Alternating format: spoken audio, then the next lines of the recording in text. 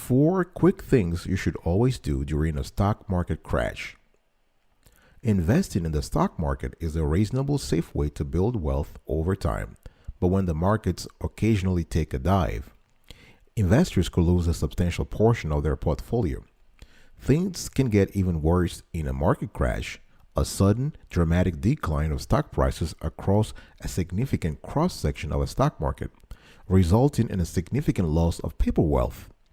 While a crash is typically driven by a panic as much as by underlying economic factors, there are things you can do to limit its effect on your life and financial situation.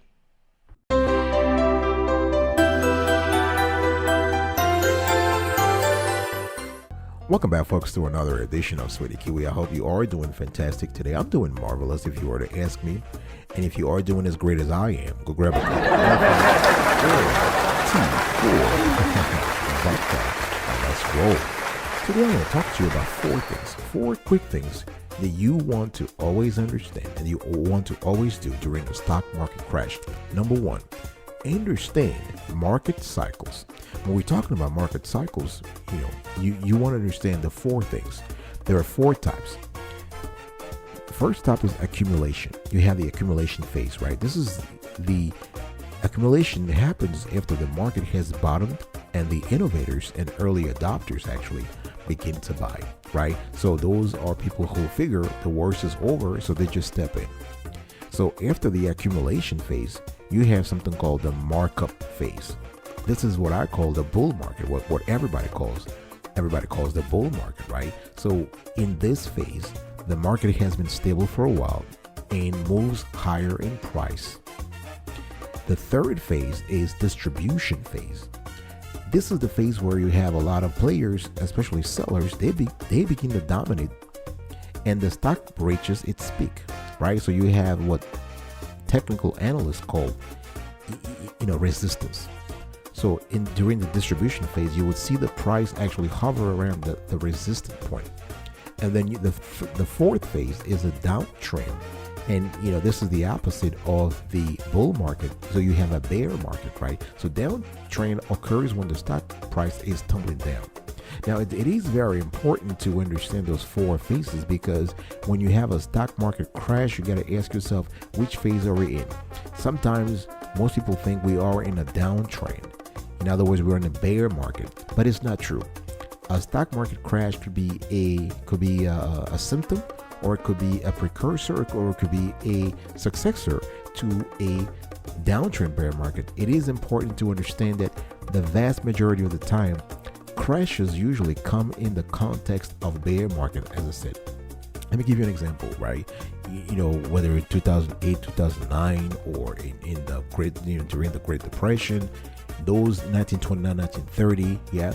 But you have an exception here. In 1987, for instance, in that year, the crash occurred during a bull market, right? This is something that a lot of market historians have said before. The 1987 crash has happened during a bull market. Now, once you understand that crashes usually and always come during bear markets, it is important now that you kind of get your heads around the 2 types of bear markets we're talking about. Number 1, you have cyclical, and number 2, you have secular. Let me start with cyclical bear market. What are cyclical bear markets? Those are relatively short-lived, right? They don't last more than a year or 2, and they occur in the context of a much larger bull market. In other words, you have an overall bullish trend, and in between you have a cyclical bear market, right? This is what happens in 2000 with the tech crash, or in 2008 during the financial crisis, right? So the cyclical bear markets I'm talking about here, they have a V bottom, right? So basically you just have a dive, and then you have an immediate upward trajectory, right? So that's really the cyclical bear market. Number 2, the secular bear market. Now, those unlike the cyclical bear markets, the secular bear markets are generally called by specialists generational bear markets, right? So they can last for many years, even decades.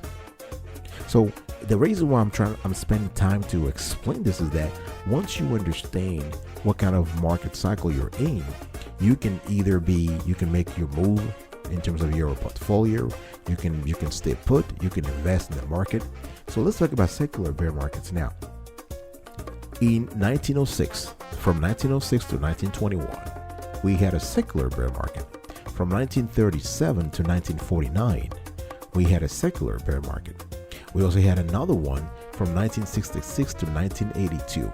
Now you have to understand that the bear markets, unlike cyclical bear markets, don't end with V bottoms. We don't have a downtrend and an uptrend.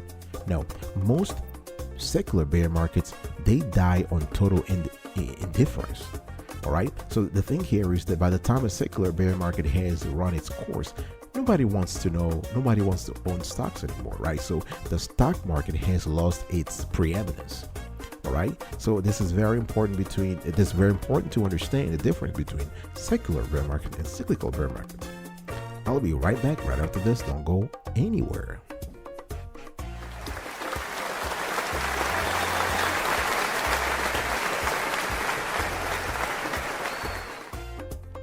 Welcome back, folks, to another edition of Sweetie Kiwi. I'm talking to you today about the 4 quick things you should always do during a stock market crash.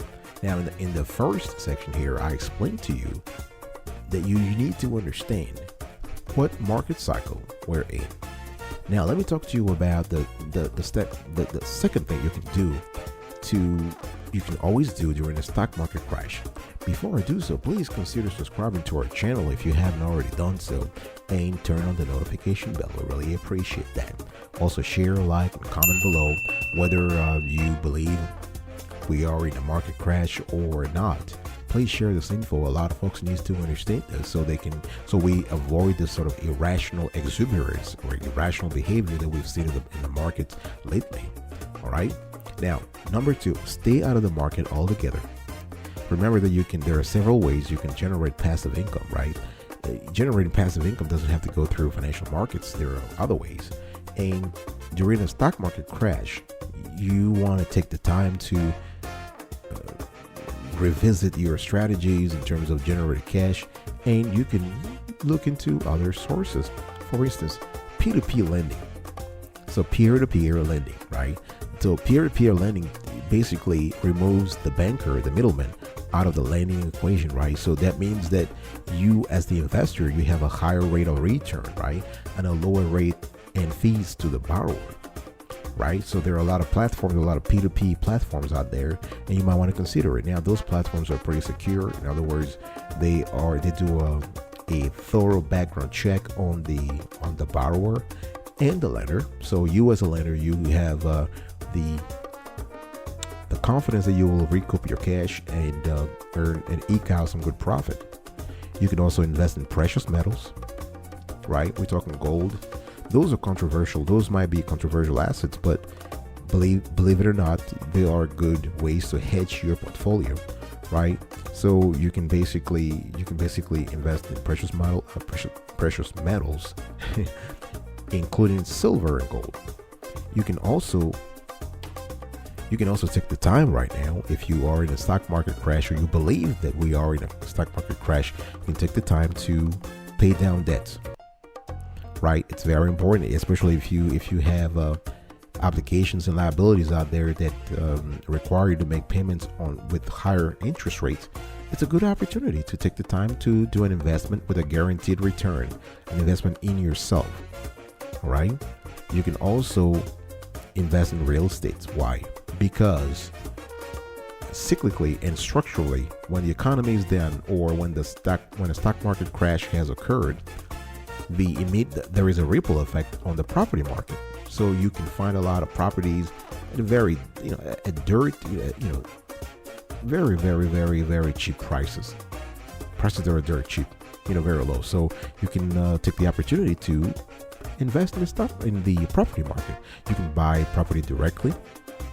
You can also invest in something called real estate limited partnerships, or you can even buy REITs. REITs are publicly traded securities. The REIT stands for Real Estate Investment Trusts, REIT. Okay. Another thing you can do is to create a CD. So you can create a certificate of deposits. Right now, those are very safe. If you don't feel comfortable hoarding cash in your basement or underneath your mattress, which we believe you are right to put your money in a bank, you want to create a CD and or even have a money market fund.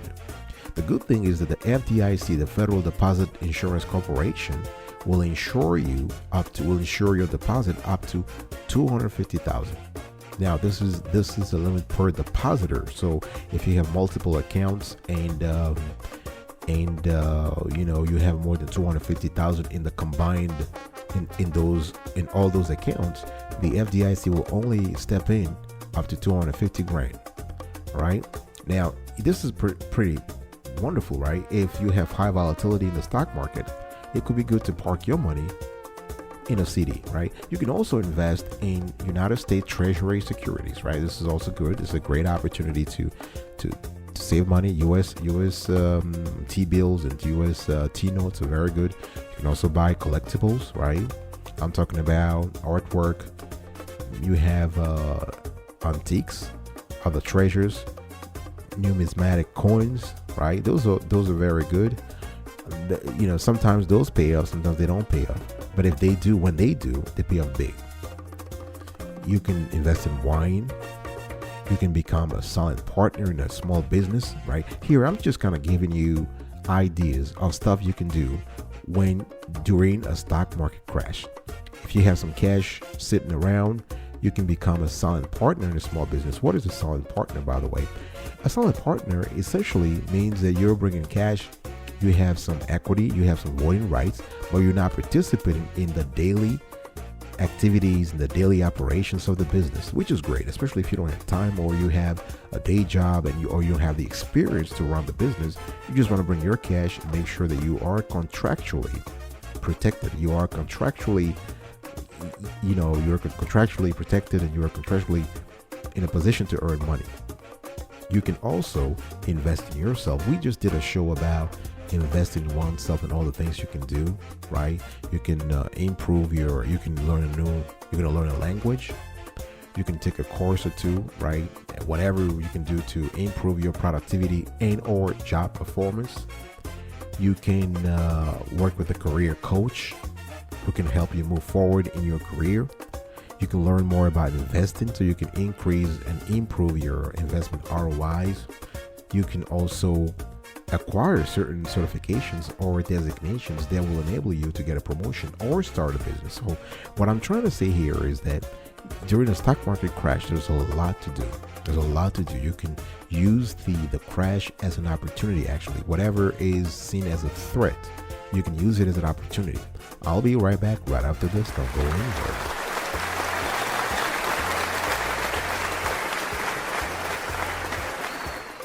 Welcome back, folks, to another edition of Sweetie Kiwi. I'm doing fantastic here. We're talking about something very nice here.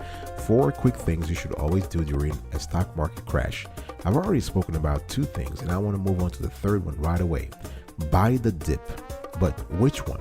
A lot of market analysts like to say, you need to buy the dip. Now, how do you identify the bottom? How do you know if a stock has bottomed out?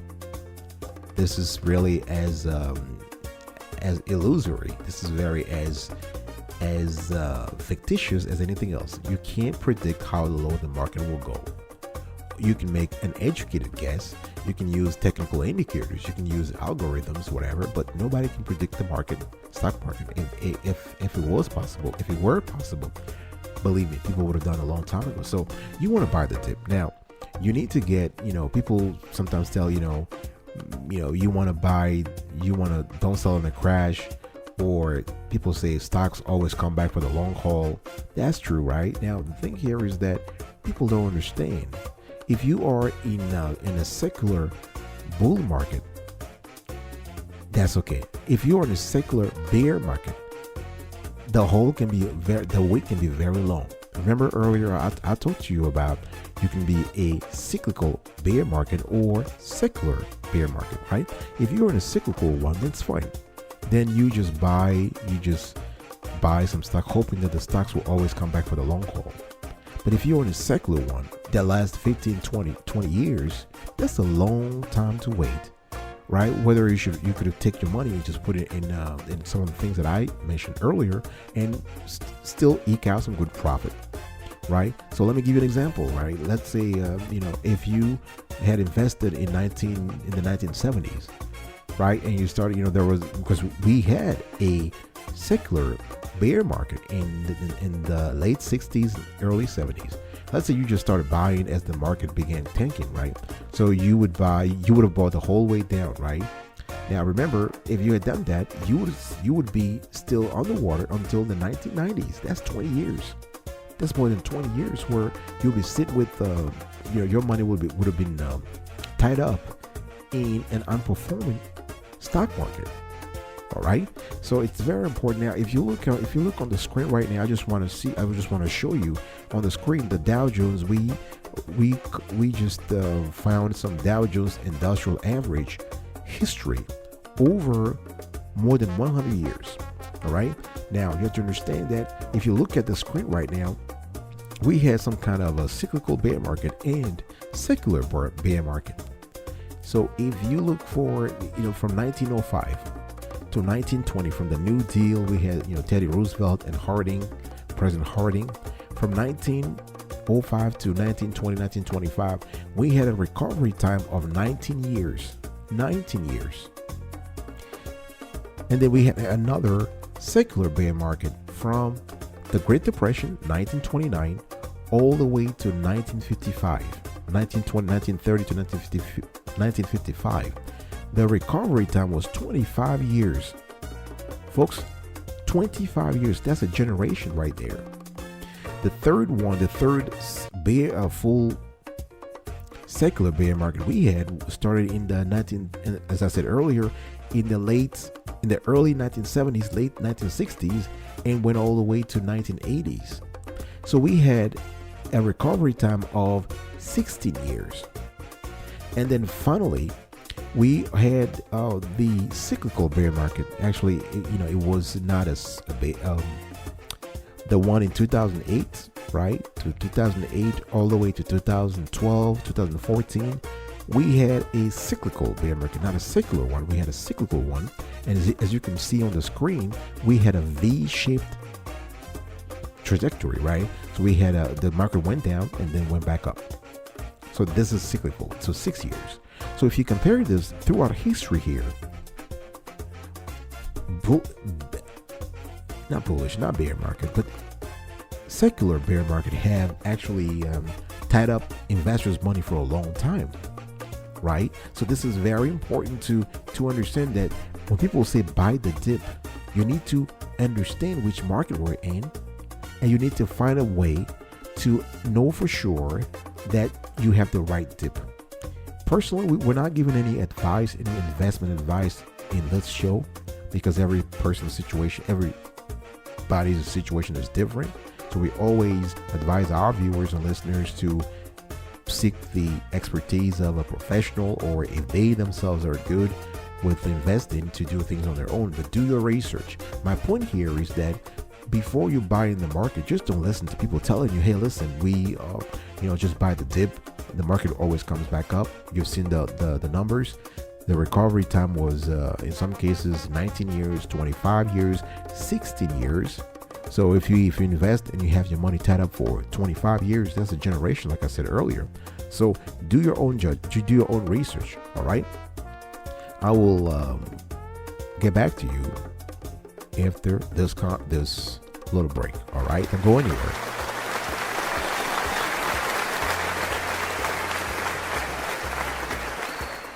Welcome back, folks, to another edition of Sweaty Kiwi. We are continuing our conversation about 4 quick things you should always do during a stock market crash.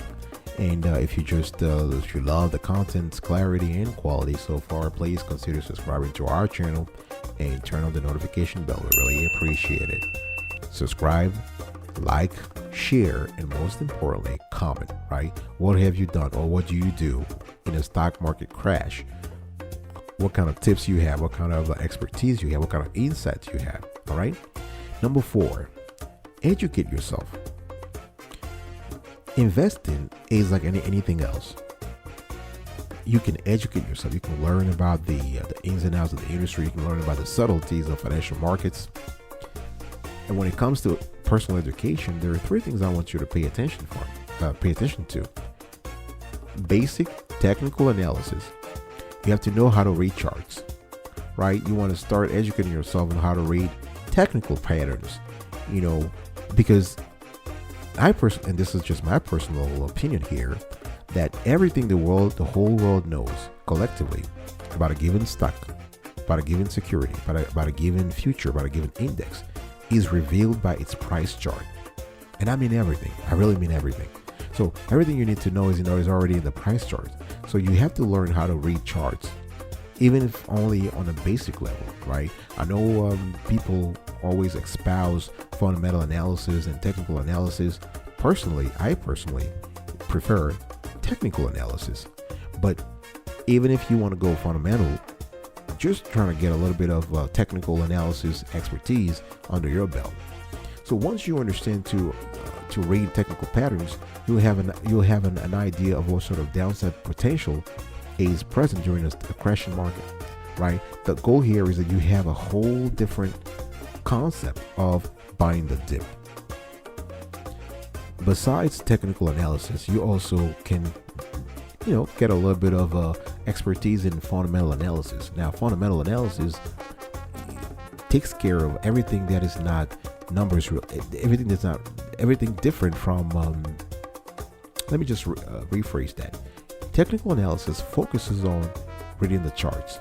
Fundamental analysis focuses on micro elements of the economy and macro. So the micro economy and the macro economy. So for example, if you have to buy a stock, you want to focus on the micro factors of the company, right? What goes on within the company, the things like profits, liquidity patterns, profitability, regulatory elements of the company's ecosystem. And then the macros focused on the overall economy, right? The overall country, the overall sector. So those things will help you paint a proper picture, a proper fundamental picture of a particular security, of a particular stock.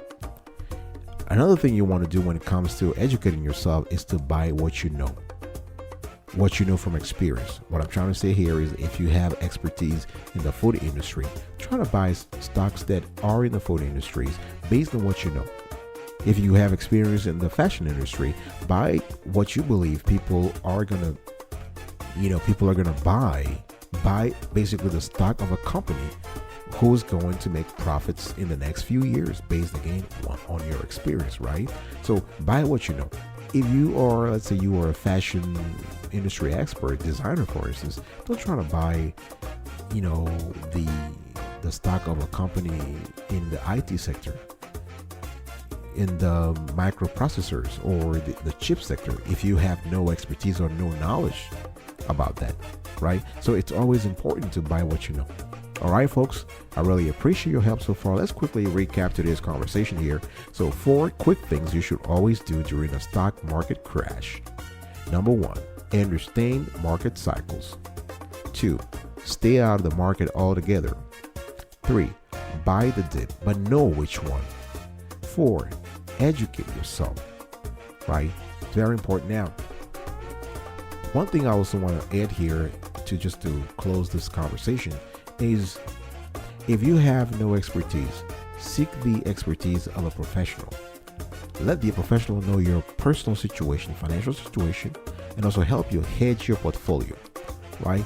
Don't start buying randomly during a crash, because you can easily lose 50, 60, 70 to 100% of your equity doing that, right? So it's important to surround yourself with the right people, with the right expertise, and then find the way to enter the market at the right time. Thanks so much for listening to me on today's show. I really appreciate it. The whole Sweetie Kiwi show appreciates your presence, your attention, and I will see you next time. But until then, stay Marvelous.